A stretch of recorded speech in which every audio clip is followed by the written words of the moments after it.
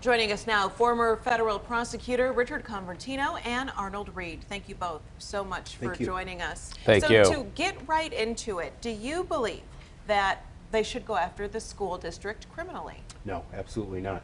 But before I answer any more, say anything else, I do want to say this, since we're at kind of the culmination of the coverage of this. I think that, and I want to tell Terrence, Shayna, Meredith, Andreas, outstanding coverage, you guys. Your dedication and your providing insight to the community, I think, was a great service, and I am absolutely proud to be a small part of it. I want to tell you that personally. We appreciate and the your team. time. Yeah, Thank you so much. You guys we did deeply appreciate a fantastic job. I do not think that there is any legal basis to go after anyone in the school district. I think that, I know Ben Johnson is leading the charge civilly. I know him. He has absolutely no backup in him, and he will, if there is a way to pierce governmental immunity, which I hope he does, he will find it, he and his team. And this is a case that cries for reconciliation.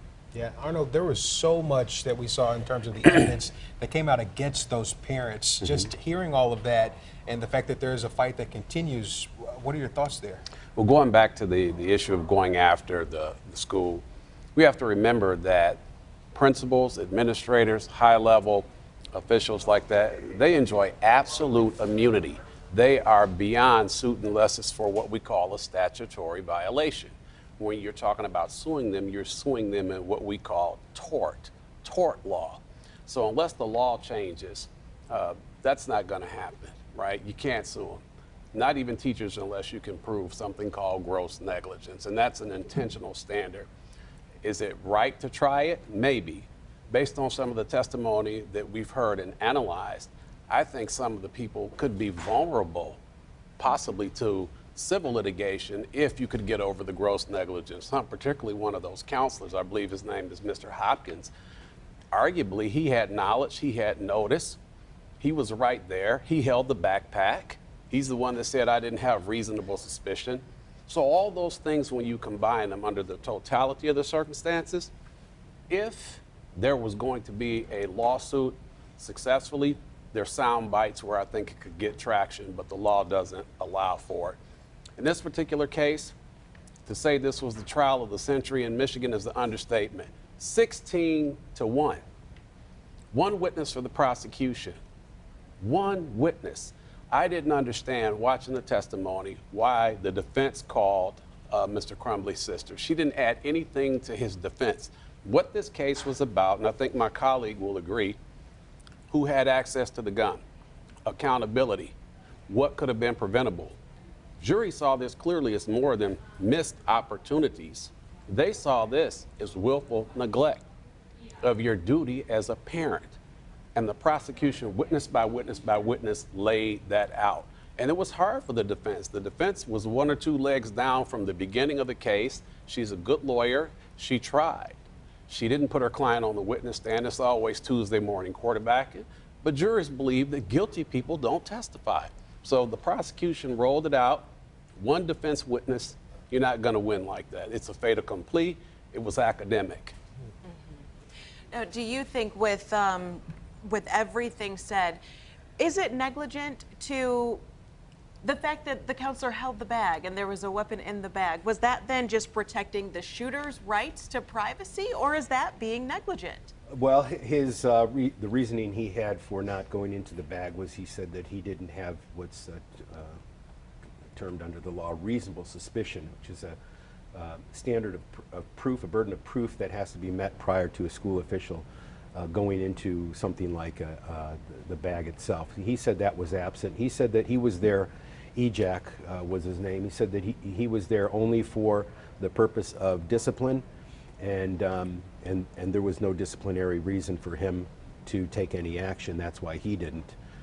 The other school administrator, Hopkins, who was there, he said that he didn't have any reason to believe that he was a harm to himself or danger to the community or anyone else, that he just thought that he needed mental health intervention, and said he should get some within 48 hours, and everyone went on their way. So it was a huge missed opportunity for everyone, including the shooter, who was given short shrift to any of his pleas for help. You know, I wanted to point out something that's an interesting transformation. Arnold said this is the trial of the century in Michigan.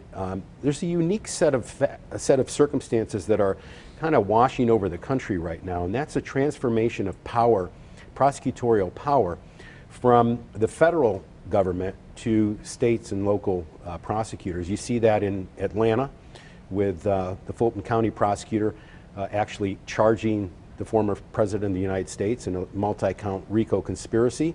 That would be absolutely, totally unheard of a short while ago.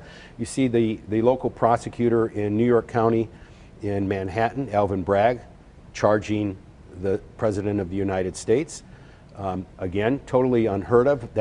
Anything like that would have been done by the federal prosecutor. You see in Michigan now a ground-breaking case set by the local prosecutor, Karen McDonald. So there's a transformation in power from the hierarchical system that was set in place, 2 centuries ago, where the chief law enforcement officer of a district was always the U.S. attorney, and therefore the Attorney General. You don't see that anymore. If there were a RICO prosecution that were being considered in the Eastern District of Michigan, any district, in 94 federal districts in the United States, pick one. So if there's a RICO case that's being considered, that prosecutor in that office cannot independently charge that case without getting approval from the Organized Crime and Racketeering section in Washington, D.C., which is under the Attorney General's office. So that, you can't do that on your own. Now we're seeing prosecutors, local prosecutors, who are doing that, which is extraordinary. The other thing I wanted to point out, huge commendation, goes to Karen McDonald. She is a local prosecutor who believes in her sworn oath to protect her community, and she not only charged this case, which was a difficult case. And no attorney who knows anything about the criminal law would say that this is not a challenging, difficult case to make. A bold case. And not only did she make that case, she tried it herself. The local prosecutor got her boots on and walked in that courtroom, rolled her sleeves up, and tried the case. She put her credibility on the line. She told the community, you know what? I believe in you, I believe in this case, and I'm going to show you how much I'm putting my own credibility and my office's credibility on the line. I'm not going to shove this off to anybody else. I'm in front on this, and that is extraordinary. So hats off to her. She has my great respect for doing that. You don't see that. You're not going to see that in Wayne County or Washington. You're not going to see the local prosecutor step up and try a case. Not at all. One of the Gentlemen, things- Or a U.S. attorney. Unfortunately, that's all the time we okay. have, but you all spent countless hours helping us unpack this, and we are deeply appreciative. Thank you. Our Thank you so gratitude much. is Hey, we beyond appreciate words. you, Terrence. Thank you so Thank you much. so much. Thank you.